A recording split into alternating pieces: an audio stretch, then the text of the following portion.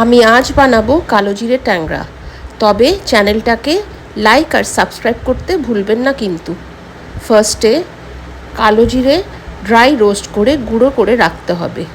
ট্যাংরা মাছগুলো হলুদ আর নুন দিয়ে ম্যারিনেট করতে হবে। ধনেপাতাগুলো ব্লাঞ্চ করতে হবে। মিক্সিতে ধনেপাতা, আদা, রসুন, পেঁয়াজ আর কাঁচা লঙ্কা পেস্ট করে রাখতে হবে।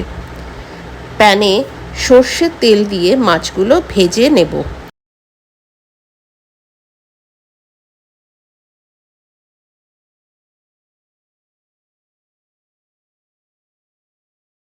এখন মাছ ভাজার তেলে কালো জিরে আর শুকনো লঙ্কা ফোড়ন দেব।